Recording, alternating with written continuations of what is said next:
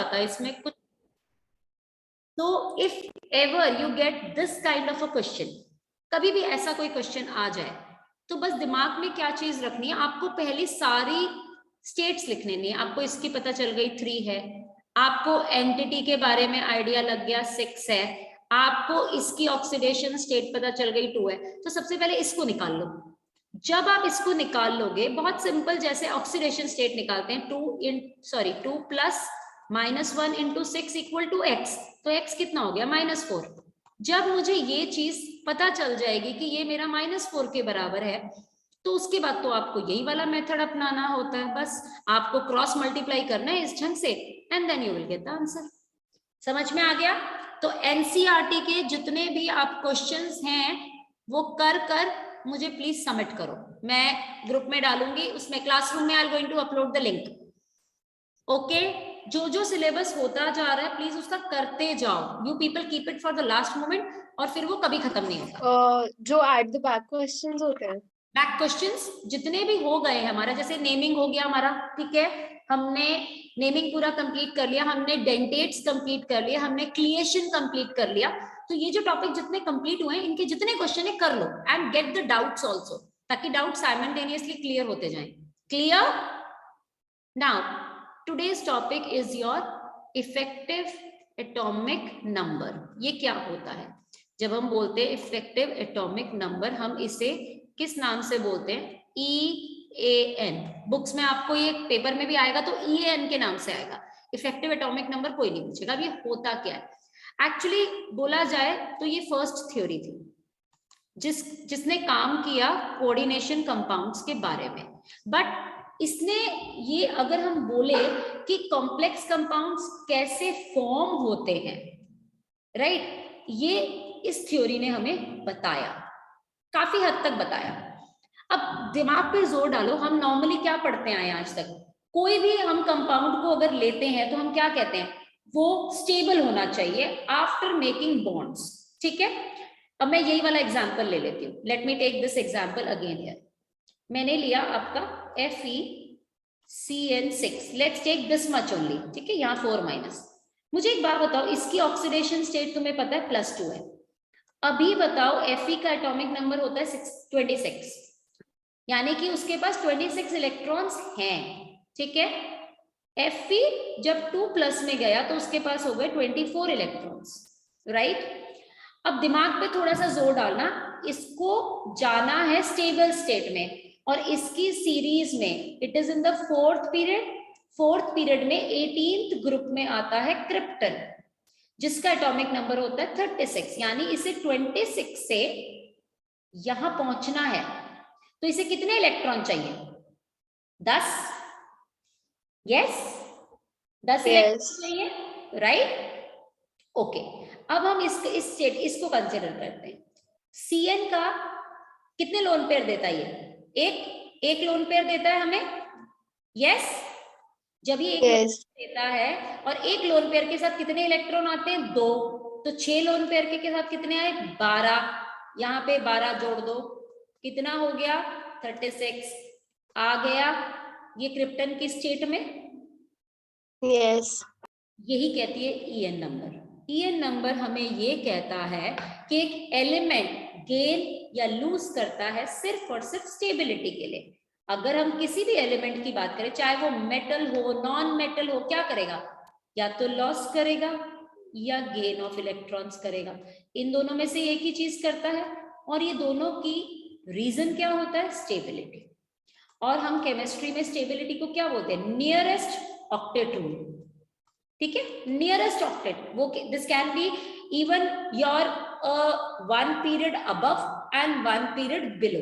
Like अगर मैं अभी यहाँ पे 4th ग्रुप 4th पीरियड को लिखूं, तो वो क्या होता है आपका? Potassium, calcium, scandium, titanium, vanadium, chromium, manganese, iron, cobalt, निकल, कॉपर, जिंक के बाद gallium, germanium, arsenic, then ceruleum, and your one more is there, bromine and krypton.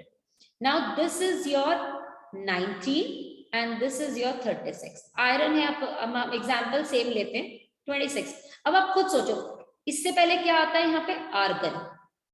अब ये तो लूज करके आर्गन की स्टेट में चला जाता है, बट आयरन लूज थोड़ी ना करेगा इतना सारा और जाएगा आर्गन की स्टेट में। तो वो क्या करता है, वो आगे जाना पसंद करता है, तो वो क्रिप्टन की स्टेट में आता है। समझ में आ गया कि ये EN बेसिकली ये थ्योरी थी। थ्योरी सेज कि एटॉमिक नंबर के बेसिस पे जब वो स्टेबिलिटी अटेन करता है तो वो लूज या गेन करता है।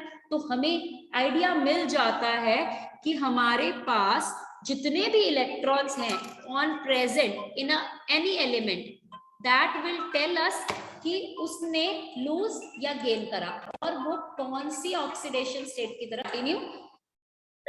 तो हम ये कहते हैं, हमें EN थ्योरी सिर्फ यही चीज बताती है कि कोई भी एलिमेंट अगर स्टेबिलिटी की तरफ जाता है तो वो लूज या गेन करता है। समझ में आ गया? तो हमें ये चीज कहाँ से पता चलती है, एक कॉम्प्लेक्स कंपाउंड्स में। कॉम्प्लेक्स कंपाउंड्स यानी कि कोऑर्डिनेशन कंपाउंड्स की अगर हम बात करें, हमें नंबर ऑफ लिगेंड से पता चल जाती है। क्योंकि नंबर ऑफ लिगेंड्स हमें क्या बताते हैं कि कितने लोन पेयर मिल रहे हैं हमें, और लोन पेयर हमें क्या बताते हैं, इलेक्ट्रॉन्स। जैसे कि अभी मैंने यही एग्जांपल लिया था, यहां से मुझे पता चल गया था। कैसे? मुझे पता है कि CN will going to give me 1 pair of electron, और 1 पेयर मुझे 2 इलेक्ट्रॉन देगा, और यहाँ पे 6 लिगेंड लगे हुए हैं, यानी मुझे 12 इलेक्ट्रॉन CN दे सकता है। तो मुझे यहाँ से आयरन की स्टेबिलिटी का पता चल जाएगा कि आयरन क्रिप्टन की तरफ जा रहा है या आयरन आर्गन की तरफ जा रहा है। समझ आ गया? अब यहां से जो हमें एक और चीज पता चलती है, वो हमें ये पता चलती है कि एक और आइडिया भी हम लगा सकते हैं। सपोज करो मैंने तुम्हें एग्जांपल दिया, Fe2+ ही लेते हैं, ठीक है। इसे जाना है क्रिप्टन के पास, इसके पास 24 है और इसके पास 36 है, यानी कि, और अगर Fe की बात करो, Fe को जाना है क्रिप्टन के पास, इसके पास 26 है और इसके पास 36 है। तो ये हमें क्या कहता है, इसे 10 इलेक्ट्रॉन चाहिए, यानी 5 मोनोडेंटेट लिगेंड अगर लग जाएंगे तो क्रिप्टन पहुंच जाएगा, और यहाँ पे 6 मोनोडेंटेट लग जाएंगे। मोनोडेंटेट याद है ना, यानी कि वो 2 इलेक्ट्रॉन ही दे पाएगा, यानी एक पेयर ऑफ लोन पेयर देता है। ठीक है, क्लियर? तो अब हमें यहां से एक चीज का और फायदा हुआ, हमें ये पता चला कि कोई भी एक कोऑर्डिनेशन कंपाउंड वो ऑक्सीडाइजिंग एजेंट होगा या रिड्यूसिंग एजेंट की तरह उसके अंदर एक एलिमेंट बिहेव करेगा, सेंट्रल मेटल एटम। तो वो भी हमें आइडिया लग गया। Let me give you an example, let's take this one. पहले हम ये लेते हैं FeCN6। अब मुझे बताओ इसमें Fe की कितनी ऑक्सीडेशन स्टेट है, हम ये कई बार कर चुके हैं, बताओ कितनी है? 2+ की, यानी ये 24 पे है, राइट? और इसे यहां से 12 इलेक्ट्रॉन मिल गए तो ये पहुंच गया 36 की स्टेट पे। अब ये तो स्टेबल है, तो it will not act as a oxidising और रिड्यूसिंग एजेंट है। अब बात करते हैं एक और कंपाउंड की, मैं ले रही हूं ये। अब यहां पे मुझे इसकी ऑक्सीडेशन स्टेट बताओ।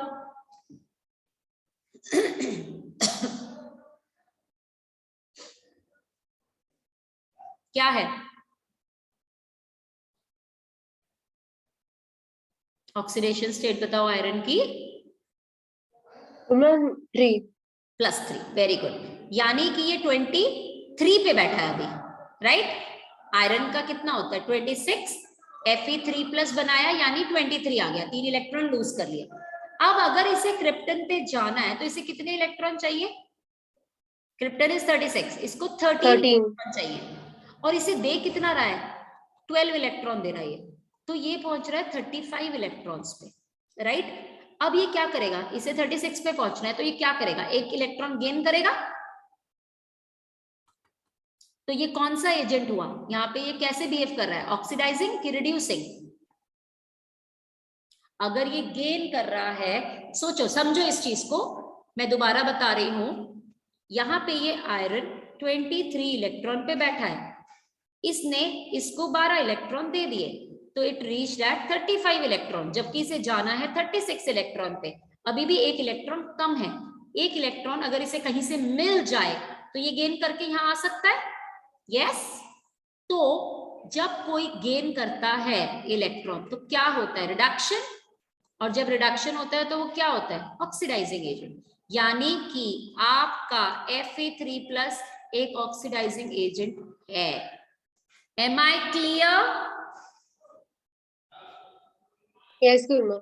ऐसे आप क्वेश्चंस का आंसर निकाल सकते हो, आप कह सकते हो ये जो पूरा एंटिटी है ना, इतनी एंटिटी, ये एक ऑक्सीडाइजिंग एजेंट की तरह बिहेव करती है। क्यों?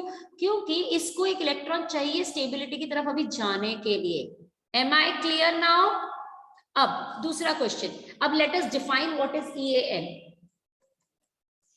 EAN को डिफाइन करते हैं, इट रिप्रेजेंट। अब आपको समझ में तो आ गया EAN क्या बता रहा है, हमें इलेक्ट्रॉन बता रहा है, तो हम क्या बोलेंगे, it represent the total number of electron. किसको सराउंड कर रखे हैं इस इलेक्ट्रॉन ने? सेंट्रल मेटल एटम को, right? Electron surrounding the nucleus of a central metal atom in a complex.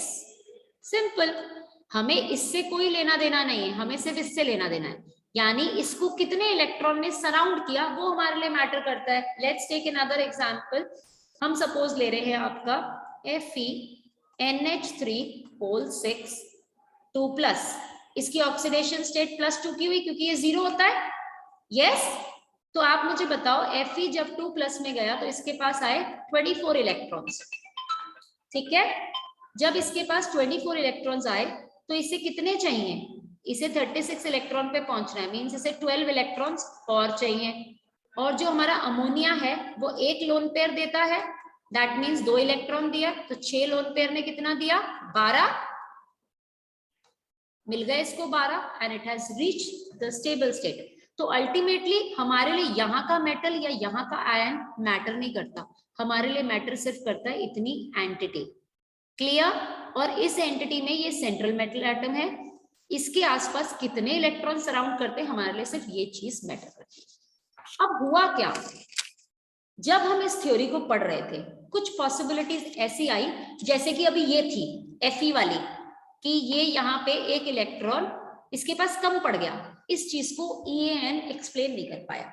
अब उसको नहीं समझ में आया कि मैं इस कंपाउंड को स्टेबल कैसे कराऊं, क्योंकि यहाँ तो ये स्टेबिलिटी ले ही नहीं रहा। Let's take more of the example. अब जैसे सपोज मैंने लिया ओके,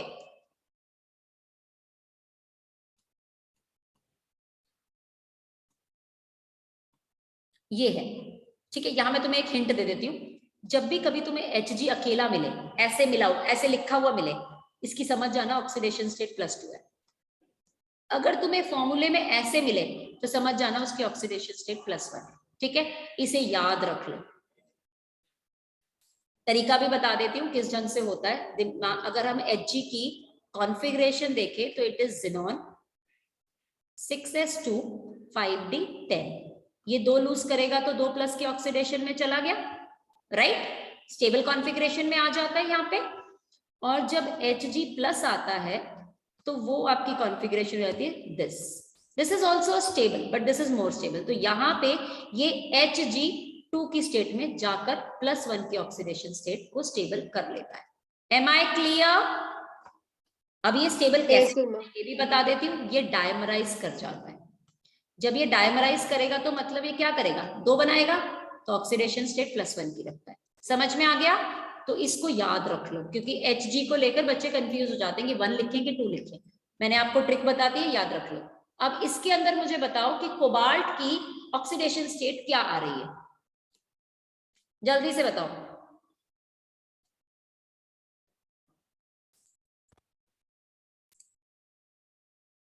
हाँ Ananya, what were you saying, कितना ऑक्सीडेशन स्टेट है? +2, ठीक है। हमें क्योंकि पता है ये कितना दिखाता है, -1, वेरी गुड। और ये हमें पता चल गया +2, तो हमें पता चल गया इसकी ऑक्सीडेशन +2 है। अब तुम ये देखो, क्या कोबाल्ट अगर +2 करे, पहले तो बताओ कोबाल्ट की EC क्या होती है? 27, 28, 29 क्या होता है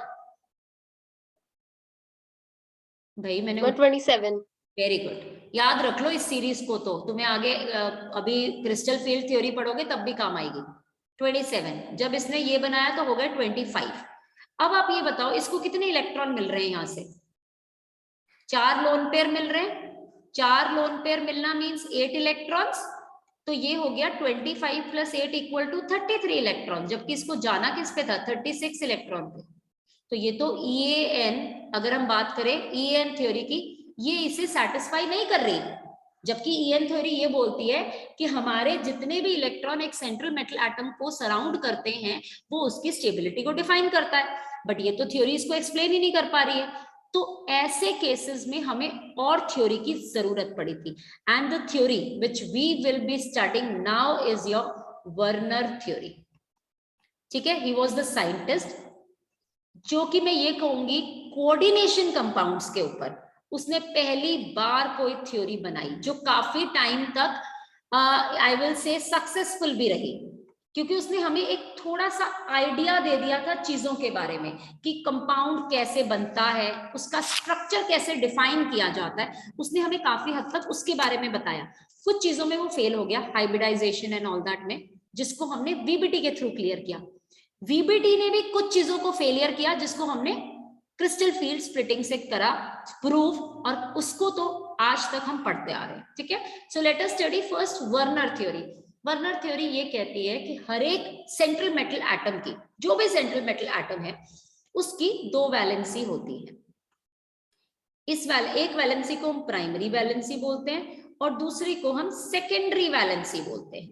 ठीक है, प्राइमरी वैलेंसी ऑक्सीडेशन स्टेट बताती है और secondary valency number of ligands के लोन पेयर बताती है।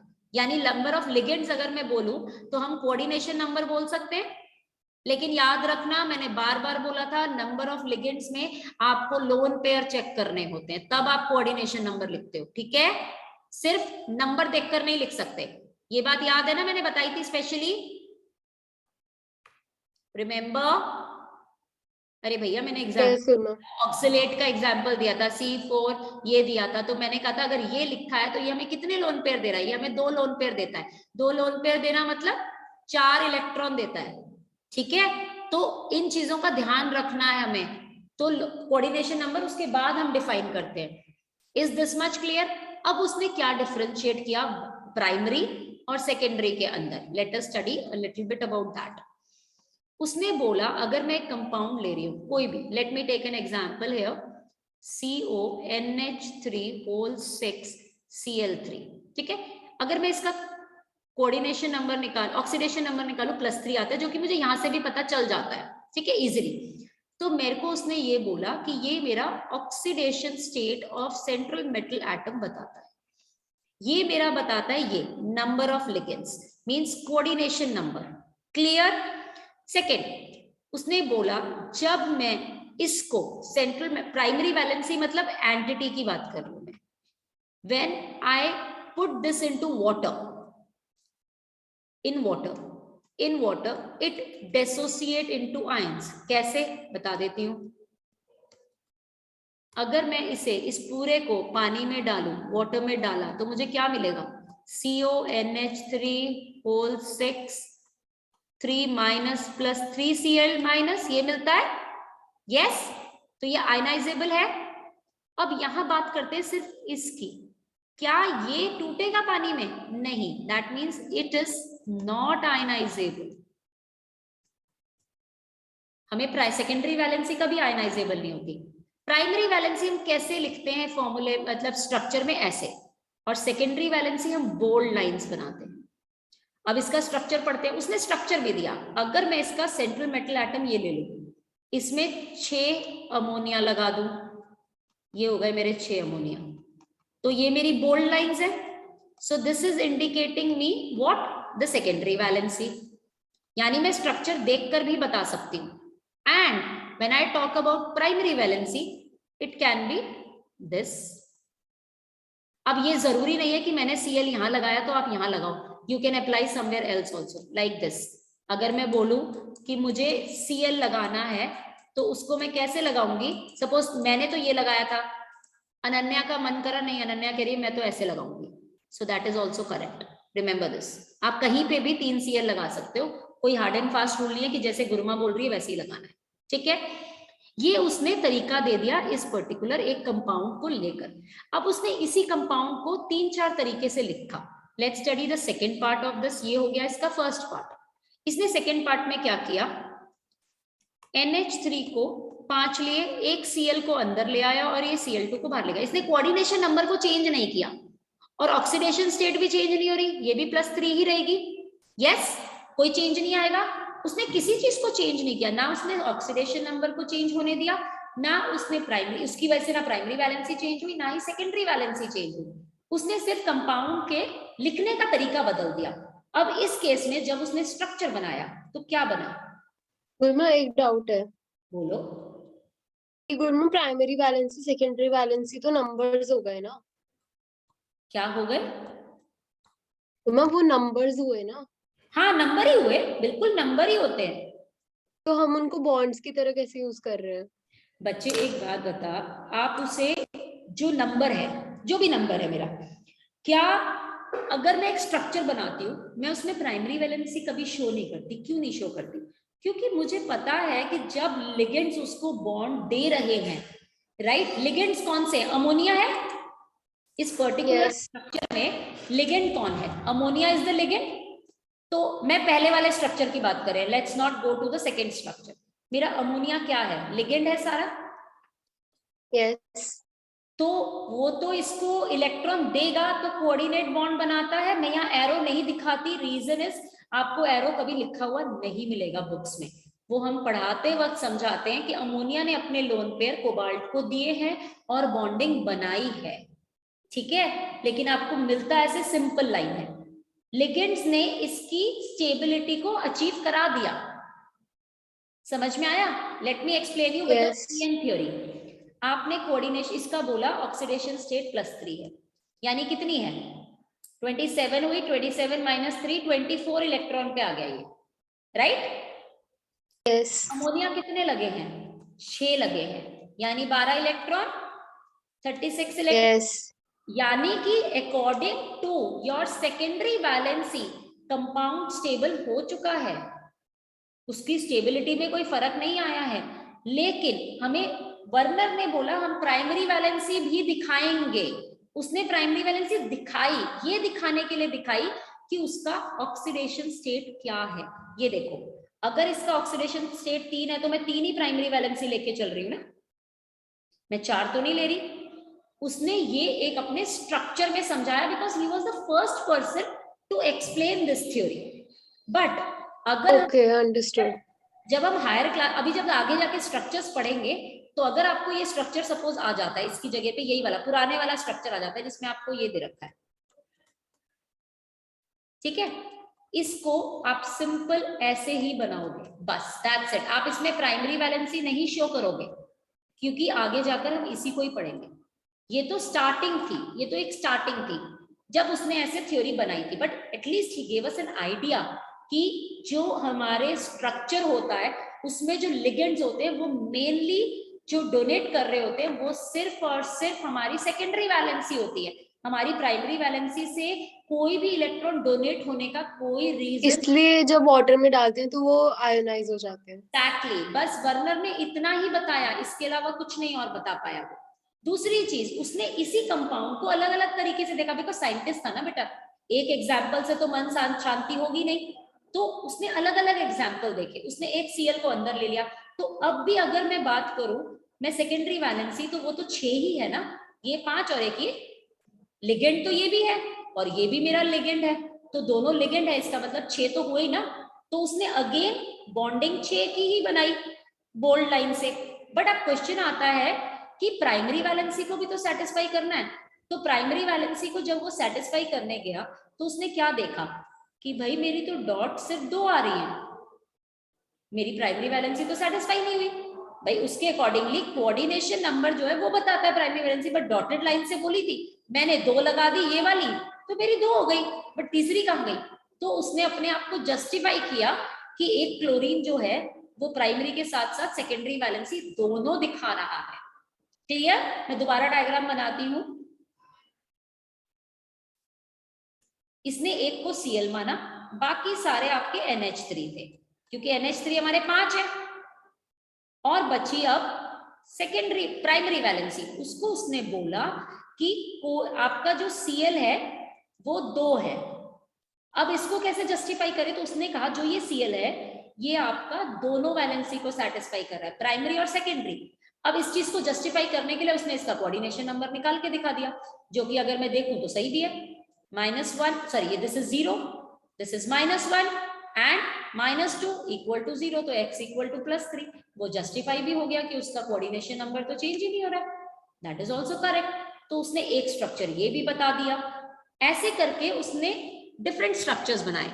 तीसरा स्ट्रक्चर उसने क्या बनाया, आप खुद सोचो। अब उसने एक और अमोनिया को कम कर दिया, अंदर 2 Cl2 ले आया, Cl एक बाहर रखा, वैलेंसी तो फिर भी सेटिस्फाई हो जाएगी।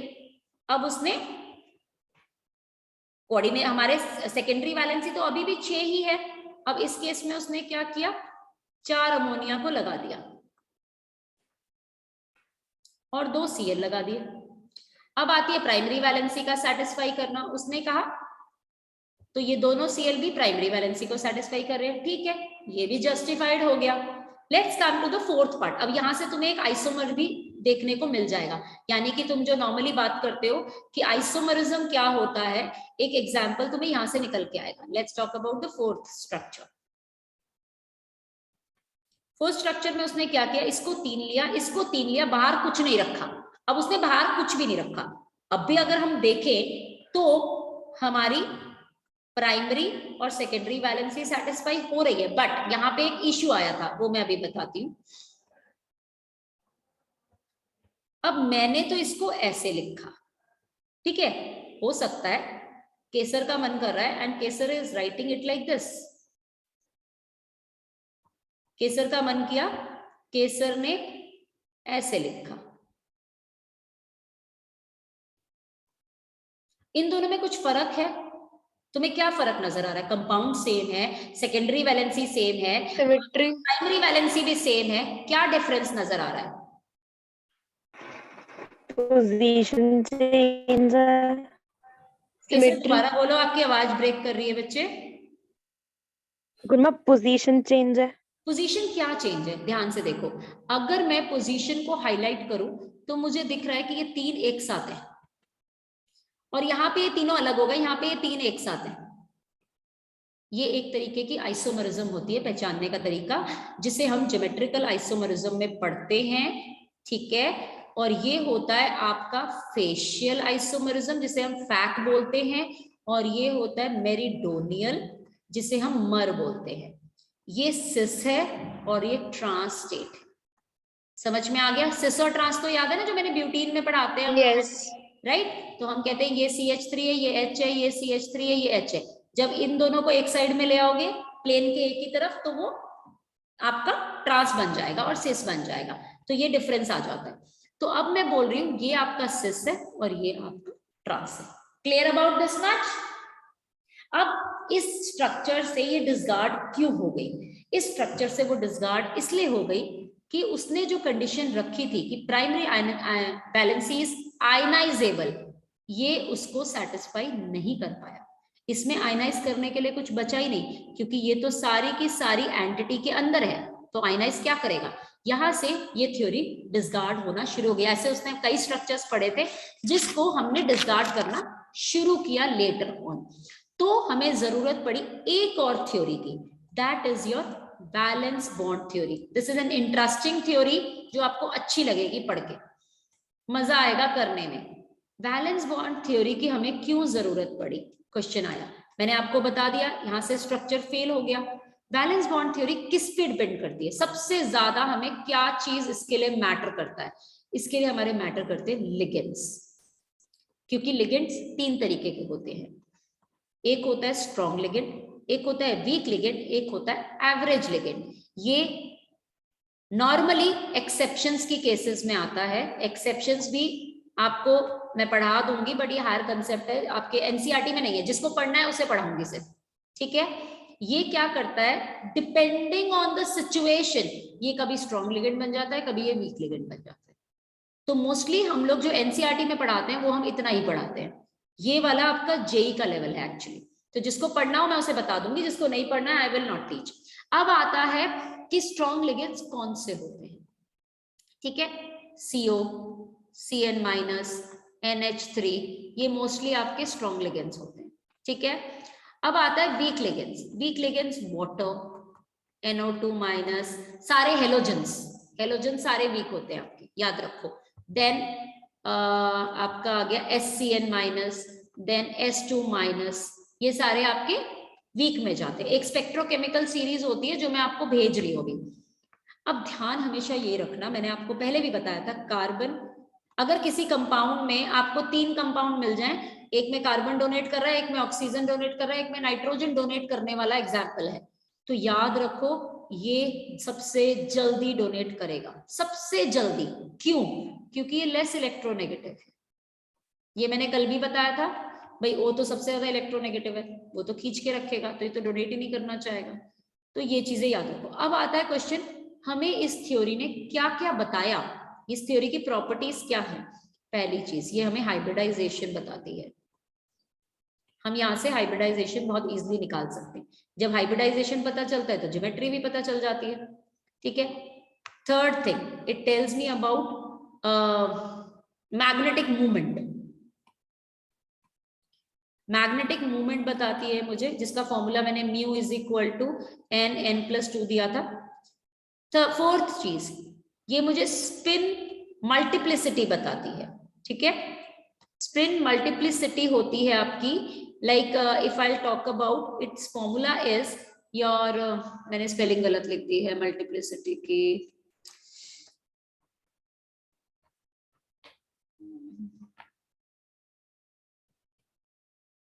मल्टीप्लिसिटी का फॉर्मूला होता है आपका 2s+1 and s is equal to n/2, n is equal to number of unpaired electrons, ठीक है। क्लियर हो गया? ये सारी चीजें हमें बताती है। दूसरी चीज ये हमें बताती है, ये आउटर ऑर्बिटल है कि ये इनर ऑर्बिटल है। इसका मतलब मैं आपको कराते वक्त समझाऊंगी, अभी नहीं, ठीक है। अब इतना समझ में आ गया कि मुझे वीबीटी की जरूरत क्यों पड़ी। अब मैं तुम्हें वीबीटी का एक बहुत सिंपल सा एग्जांपल देने जा रही हूँ जिससे तुम्हें ये समझ में आएगा। Let us study. मैंने कंपाउंड लिया निकल,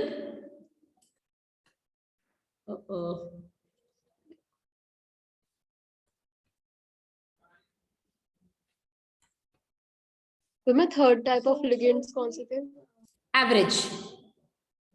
मैं भेज दूंगी ये सारे नोट्स अनन्या, डोंट वरी। अब ये मुझे पता है ये न्यूट्रल कंपाउंड है, तो निकल का एटॉमिक नंबर सबसे पहले आपका काम क्या है, सबसे पहले आपको निकल का एटॉमिक नंबर लिखना है, दैट इज 28। अब निकल की ऑक्सीडेशन स्टेट 0 है, यानी कि उसके अंदर 28 इलेक्ट्रॉन्स ही रहेंगे, कोई चेंज नहीं आएगा। इसकी ईसी लिखते हैं। ईसी में याद रखो नॉर्मली होती है आर्गन 3d8 4s2। आपको यहाँ पे इसे कंसिडर नहीं करना, मींस आपको सिर्फ और सिर्फ ये बनाना है।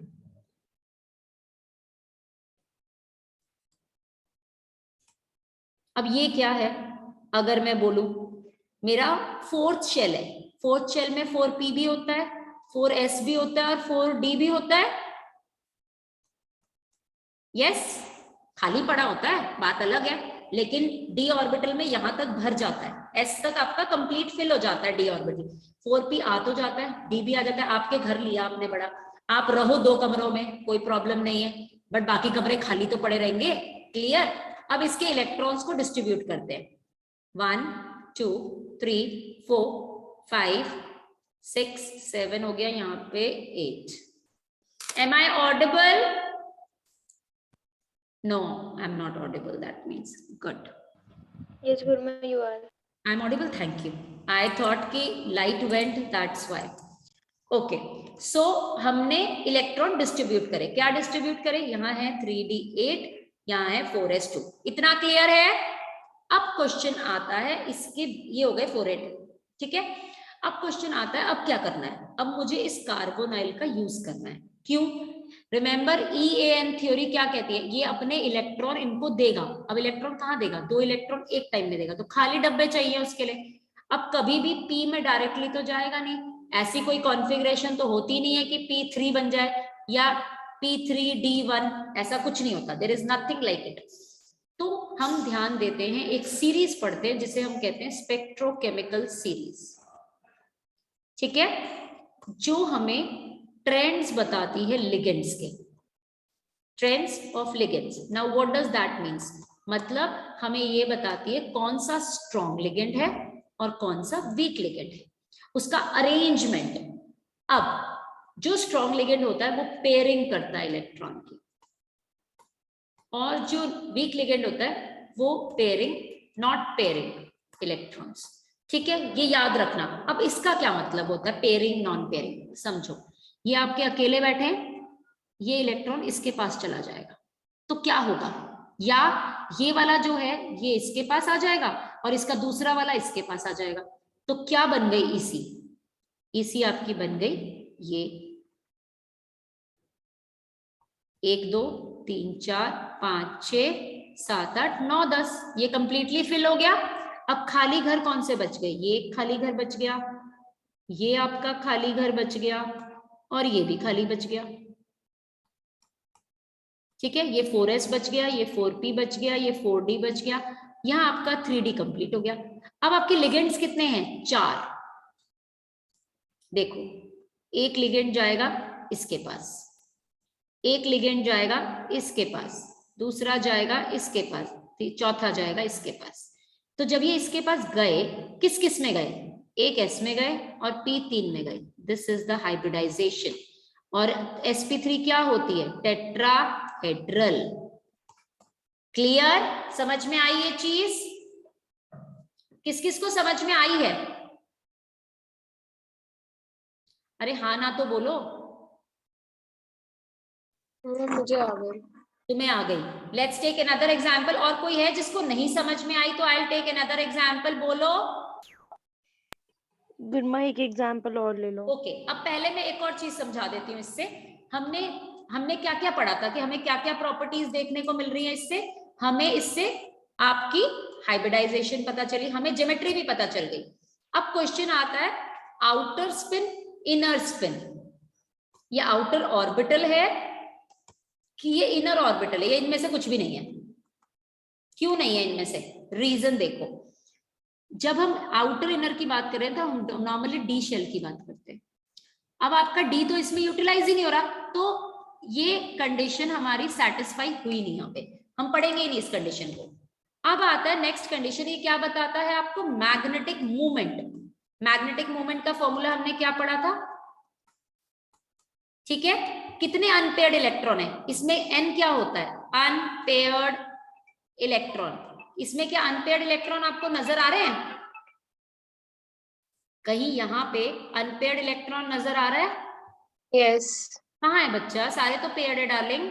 अनन्या, बट आगे है ना 4s और 4p। ना ना ना ना, वो अनपेयर्ड थोड़ी ना है, लिगेंड आपके 2 इलेक्ट्रॉन देता है अनन्या।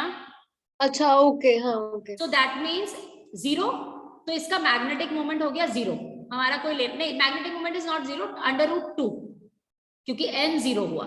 ठीक है, मैग्नेटिक मोमेंट मिल गया मुझको। ठीक है, let's talk about spin multiplicity. हमने स्पिन मल्टीप्लिसिटी का क्या फॉर्मूला पढ़ा, 2s + 1। अब s क्या है, n/2, और s क्या है 0, बिकॉज n 0 है, तो 2 × 0 + 1 दैट मीन्स 1। हमें सारी चीजें पता चल गई। Let me take one more example and then explain you in detail.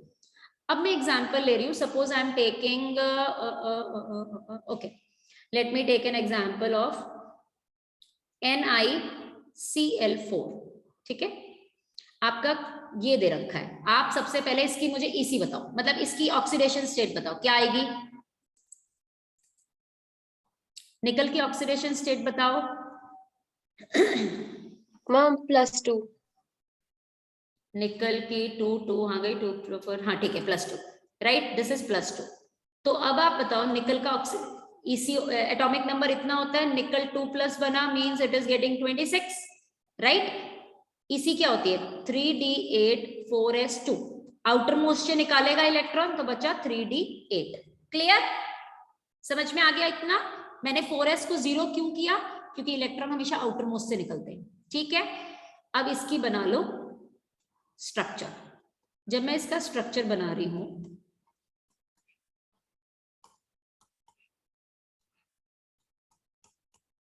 ये मेरा 3d8 4s0 4p0 4d0, right, यही बनेगा मेरा। Let us talk about now. Put the electrons into it. 1, 2, 3, 4, 5, 6, 7 and 8. अब ये बन गए इलेक्ट्रॉन. अब क्वेश्चन आता है, क्या ये वाला जो लिगेंड है, ये जो भी लिगेंड है, क्या वो पेयरिंग करेगा कि नहीं करेगा? Now the question comes this. मैंने आपको बताया था अभी अभी, हेलोजेंस सारे के सारे वीक लिगेंड होते हैं, मींस ये पेयरिंग नहीं करेंगे. ठीक है, दैट मींस ये जैसा है एज इट इज रहेगा. अब क्लोरीन कितने हैं? 4. एक क्लोरीन गया इसके पास, एक क्लोरीन गया इसके पास, एक आया इसके पास और एक आ गया इसके पास. क्या भरा आपका? S और P कितने भरे? 3. क्या हाइब्रिडाइजेशन हुई? sp3. ज्योमेट्री क्या हुई? टेट्राहेड्रल. अब मुझे बताओ, ये पैरामैग्नेटिक होगा कि डायमैग्नेटिक होगा? जल्दी जल्दी बोलो. पैरा. पैरा होगा. क्यों होगा पैरा? बिकॉज इसके पास अनपेयर्ड इलेक्ट्रॉन है, तो ये पैरामैग्नेटिक हो गया. ठीक है, अब आता है इसका मैग्नेटिक मोमेंट निकालते हैं. That is equal to n into n plus 2. इसके पास कितने हैं? 2 अनपेयर्ड है, यानी n इज इक्वल टू 2 है. So 2 into 2 plus 2, that will be equal to 8, 2 root 2. इसका मैग्नेटिक मोमेंट आ गया ये. Now let us talk about spin. Spin is equal to this, that means 2 by 2 equal to 1. अब हम निकालते हैं spin multiplicity, which is equal to 2s plus 1, that is 2 into 1 plus 2, that is equal to 3. समझ आ गया अभी? Clear है? Is that part